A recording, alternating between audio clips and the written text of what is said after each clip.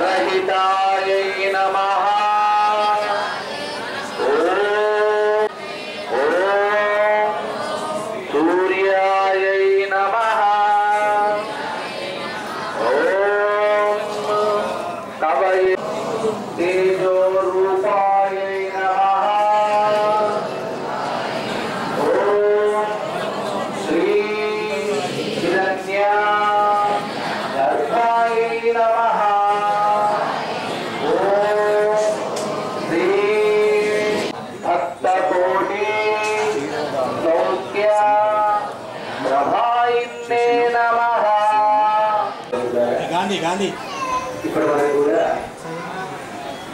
సూర్య అస్తున్న నామాలు చెప్పుకున్నాను. అనుకున్నటువంటి పనులన్నీ కూడా స్వామి తీర్చవయ్యా అని చెప్పేసి ఆ ఒక్కొక్క నామంలో మనకుంది. సర్వ కష్ట మనసులో ఉన్నటువంటి కోరికలన్నీ కూడా తీరాలని చెప్పేసి మన అభ్యంతరాలు కూడా చెప్పుకుంటే ముఖ్యంగా నేత్ర సంబంధమైనటువంటి వ్యాధులు వస్తూ ఉంటాయి. అదే కూడా ప్రకృతికి ఆయనమైనటువంటి విషయాలు తెలుసుకోవాలి. ఒకనాడు ఉంటే ఒకప్పుడు మనసులో ఉన్నటువంటి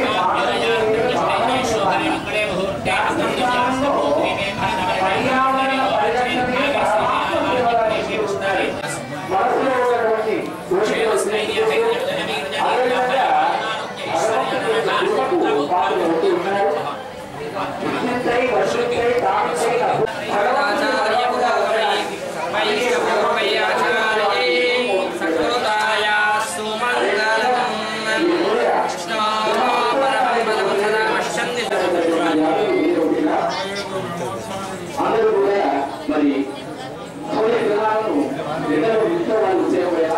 అప్పుడు విటామిన్ డి గారికి మనం అందరం కూడా ఆరోగ్యంగా ఉంటాం అని చెప్పి చెప్తున్నా. జై శ్రీమన్నారాయణ, జై శ్రీమన్నారాయణ. అదేవిధంగా మరి మనం ఇంకొక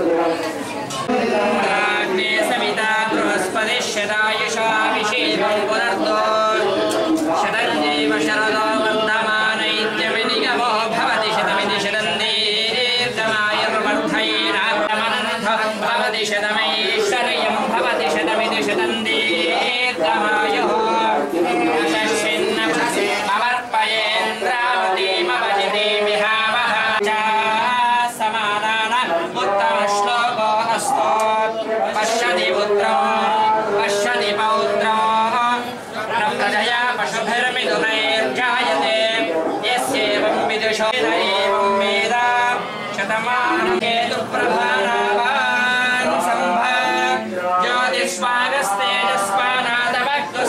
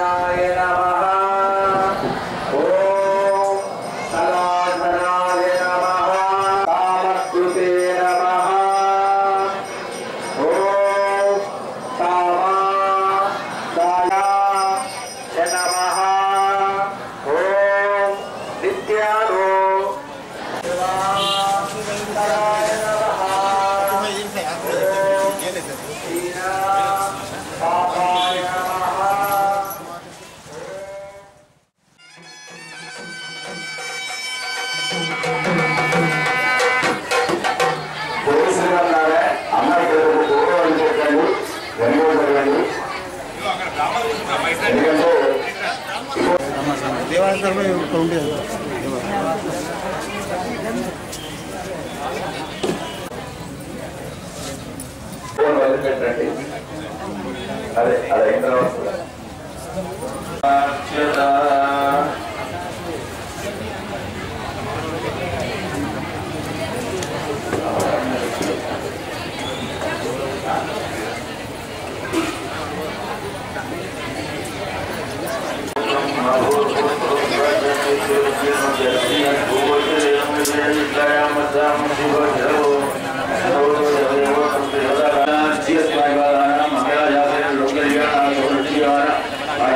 ब्रह्मोत्सव द्वितीय दिवसे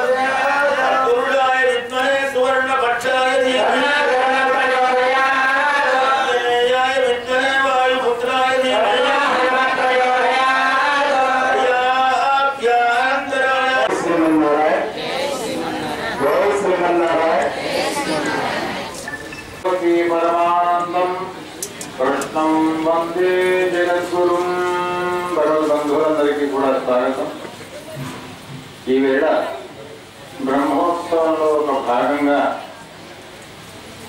దోళోత్సవం అని స్వామి ఉయ్యాల్లో నిన్న కళ్యాణమైనటువంటి యొక్క అమ్మవార్లతో సహా రుక్మిణీ సత్యభామాదేవులతో సహా కూర్చోబెట్టి ఈ ప్రపంచాన్ని ఒక దోణగా మార్చి అంటే ప్రపంచాన్ని ఊగిస్తూ ఉంటాడు పరమాత్మ.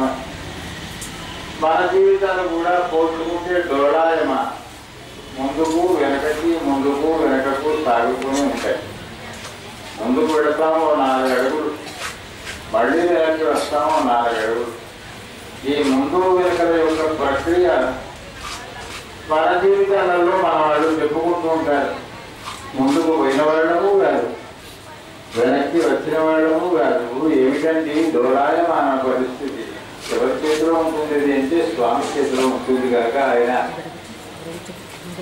ఈ ప్రపంచాన్నే ఒక డోలగా మార్చి ఆడిస్తుండే స్వామికి ఇది సుమా జీవితం అంటే అని ఆయన డోలలో కూర్చున్నంత వరకు సవ్యంగా సార్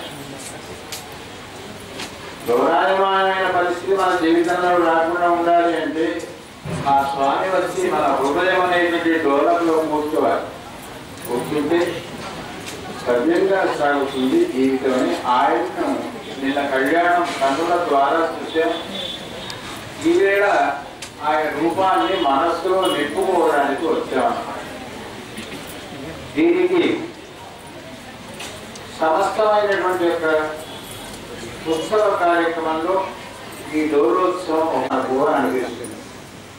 కానీ ఎవరు క్షేమంగా ఉండాలని మనం కోరుకున్నాం వాళ్ళ గురించి భగవంతుని ప్రార్థన చేస్తాం.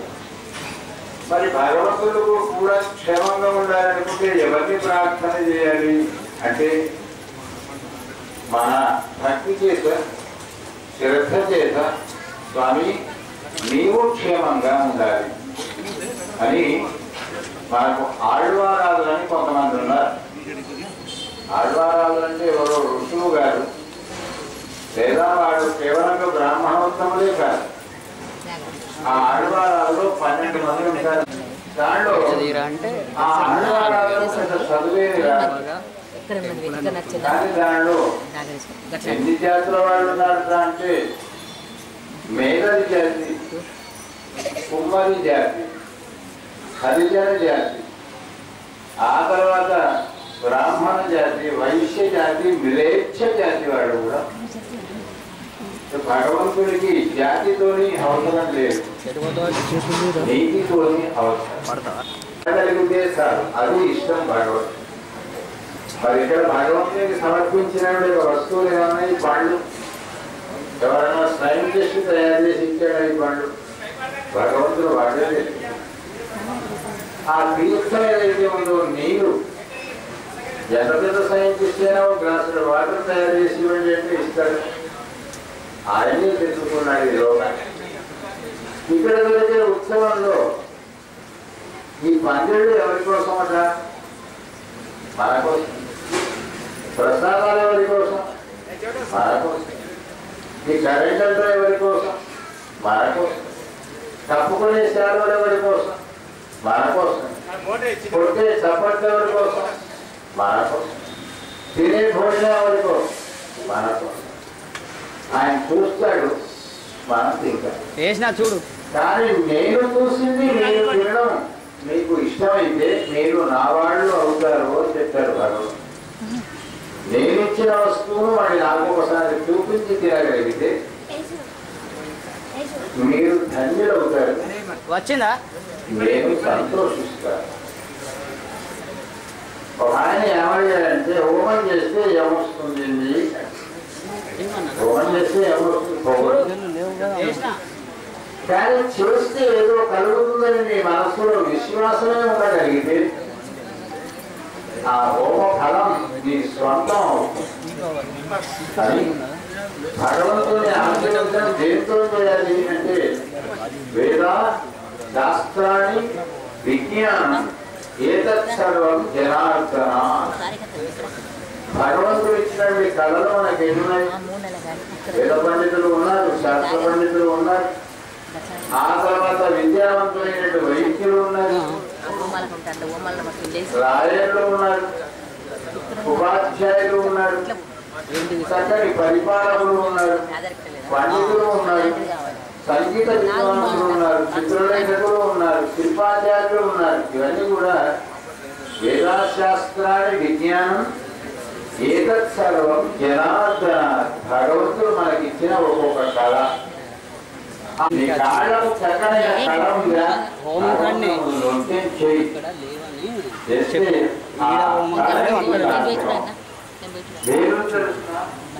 ఆ వేదాన్ని భగవంతుడు ముందు ఒకసారి విజ్ఞాపన చేయి.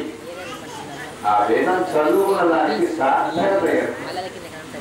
అట్లాగే నాకు ఏమీ రాదండి, ఏమీ రాకపోవడం అనేటువంటిది ఎవ్వరికి ఉండదు. ఏదో ఒక కళ ఉంటుంది.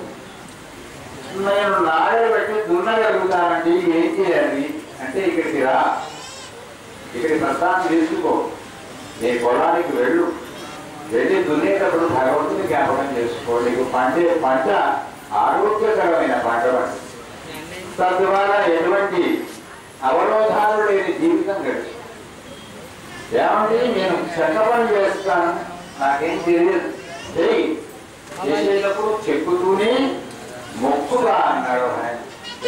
నీ చేసే వృత్తిలో భగవంతుడు ఉన్నాడు, కానీ నీవు చేసే పని ఏదైతే ఉందో అన్ని మనస్ఫూర్తిగా చేయగలిగితే చాలు. భగవంతుడికి కావాల్సింది కనిపించని మనస్సు. కనిపించే శరీరంతో ఏ పని చేసినా దానికి కనిపించని మనస్సు జోడించి చేయగలిగితే దాని పేరు ఉత్సవం అంటారు. అందుకోసమే వేదాలు ఎవరు రాసినవి కావు, ఏ రచయితలు పుట్టించినవి కావు. మరి ఎట్లా వచ్చాయి వేదాలు అంటే అపౌరుషేయములు అంటారు. వాటంతట అవే పుట్టే. గురువులను ఎవరైనా పుట్టిస్తున్నారా? మెరుపులను ఎవరైనా మెరిపిస్తున్నారా? ఎవరు లేదు కదా. కొన్ని గాలిని ఎవరైనా పంపిస్తున్నారా? మీరు విసురుకుంటూ ఉంటే ఉన్న గాలి విసనకర్రలోంచి రావడం లేదు, కొన్ని ఫ్యాన్ నుంచి రావడం లేదు. మీరు చేసే విసరణం వల్ల ఇక్కడ ఉన్న గాలి మీ సొంతం అవుతుంది. అట్లాగే భగవంతుని యొక్క సేవను మనం చేయాలనుకుంటే అక్కడ ఉండేటువంటి అనుగ్రహం మీ సొంతం అవుతుంది. అని వేదాల చేత స్వామిని ఆశీర్వదిస్తారట. ఆ వేదమంత్రాలు వినిపించే వాళ్ళందరికీ కూడా ఆ ఆశీర్వచనం వర్తిస్తూ ఉంటుంది. అక్కడి నుంచి మనకు వస్తుంది, కొంత వస్తున్నానండి, తప్పకుండా వస్తుంది. అగరబత్తి వెలిగించి చూడండి, అగరబత్తి వెలిగించిన వాడికే మాత్రం వస్తుందా, మిగతా వాళ్ళందరికీ కూడా వస్తుందా? ముట్టించేవాడు ఒకడే, దాన్ని వెలిగించేవాడు ఒకటి, కానీ దాని కమ్మదనం అందరికీ వస్తుంది.